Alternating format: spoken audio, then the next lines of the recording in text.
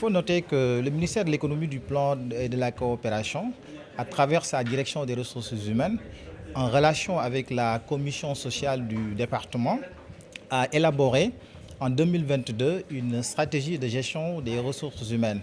Et dans le cadre de la mise en œuvre de cette stratégie, il est prévu au niveau de son axe 3, en tout cas, une amélioration de la gestion sociale et de la qualité de vie au travail.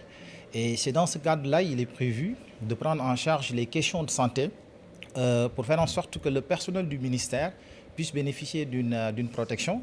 Et ceci, bien entendu, en application des dispositions réglementaires et même légales, parce que la Constitution rappelle clairement que le droit à la santé est un droit constitutionnel et aussi l'État a l'obligation de faire en sorte que ces agents puissent bénéficier de non accompagnement, d'une protection en matière de santé et de sécurité.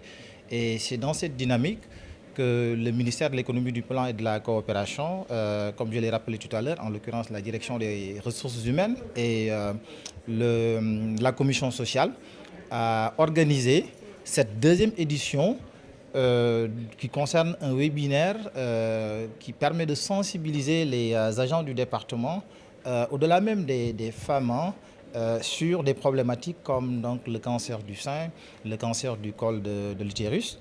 Et ça permet à ce personnel de pouvoir au moins se prévenir. Et aussi, on va même au-delà parce qu'il est prévu aussi à partir de lundi, au niveau de l'Agence nationale de la statistique et de la démographie, en tout cas une séance de dépistage qui permettrait de pouvoir détecter le plus tôt possible en fait, ce cancer et de pouvoir au moins mettre en œuvre le dispositif d'accompagnement qui s'y est en la matière. Les femmes l'ont été. Bien entendu, il y en a qui ont participé en ligne et au sein donc, de la salle, il y avait une présence de femmes. Si vous le voyez bien, les femmes étaient plus nombreuses. Mais je pense qu'aujourd'hui, comme en tout cas le docteur Diarra l'a bien rappelé dans sa présentation, ce cancer concerne aussi bien les hommes que les femmes. Donc l'ensemble des femmes du département ont été bien informées parce que dans le dispositif de communication, la cellule de communication du département nous a accompagnés dans ce dispositif-là. Et si vous le voyez bien, depuis pratiquement plus d'une semaine, sur les écrans totems du département, l'information est passée. Dans les groupes d'information du département, l'information est passée. Et une bonne partie suivait en webinaire. Et ce qu'il faut noter en webinaire, je prends par exemple la Direction générale de la planification et des politiques économiques, ils suivaient en groupe. Donc on s'est organisé parce que comme c'est des directions générales qui disposent de salles de conférence, et à leur niveau, ils ont mis en place un dispositif de salle de conférence comme le même dispositif que nous avons ici. Et c'est le même dispositif qui existe au niveau du FONGIP et au niveau du FOND 6. Et donc les femmes ont bel et bien participé à cette activité. Ceci rentre dans la politique de notre association, la sensibilisation et la prévention. Et on ne peut pas faire de prévention sans sensibiliser. Alors, sur invitation du ministère de l'économie, du plan et de la coopération, nous sommes là aujourd'hui pour animer une conférence de sensibilisation, de prévention, sensibilisation sur les cancers, sur le cancer du sein. Parce que vous savez, Octobre Rose, c'est un mois qui est dédié à la sensibilisation, la prévention, le dépistage sur le cancer du sein. Et nous avons fait une petite publication aussi sur le cancer du col. Mais principalement, nous avons eu à parler du cancer du sein. Le ministère, écoutez, c'est des femmes, hein, et dans tous les ministères, il y a des femmes.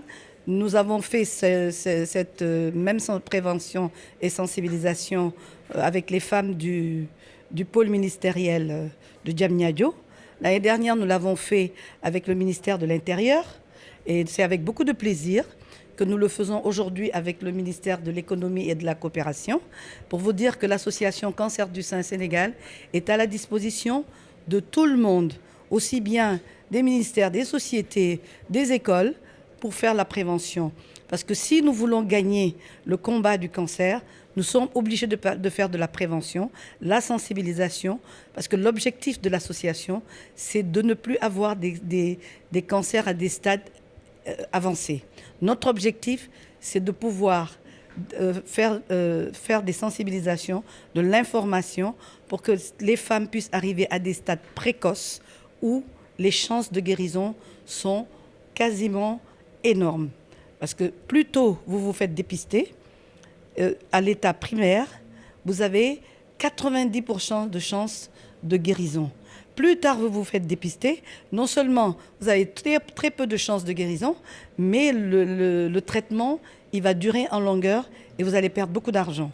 Alors que si vous vous faites dépister tôt, vous allez gagner du temps, vous avez une chance, une grande chance de guérison totale et vous allez dépenser moins d'argent. Donc, c'est la raison pour laquelle, dans la politique de l'association Cancer du Sein Sénégal, nous faisons beaucoup de campagnes de prévention, sensibilisation et information. Nous continuons notre combat dans les régions, mais cette année qui coïncide avec les 10 ans d'existence de l'association, nous avons décidé de rester à Dakar pour mieux faire connaître non seulement l'association, mais aussi partager nos expériences avec toutes ces femmes-là qui sont sur place, à qui nous pouvons apporter un plus. Oui, alors le registre du cancer, moi je ne vais pas en parler.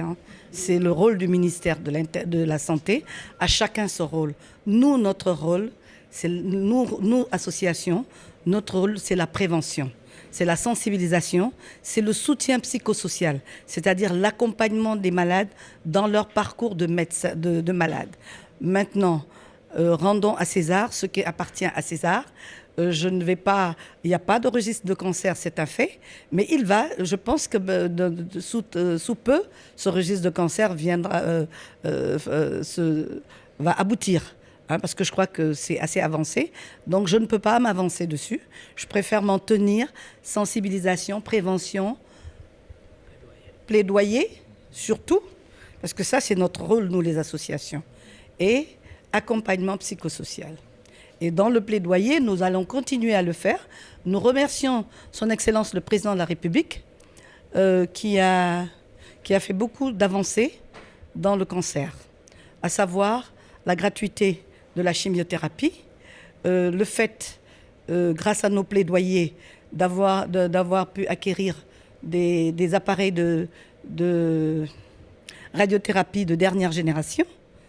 Mais nous continuons notre plaidoyer parce que la gratuité de la chimiothérapie se trouve au centre, au milieu du traitement. Et avant le traitement, il y a ce qu'on appelle le bilan d'extension qui reste toujours coûteux.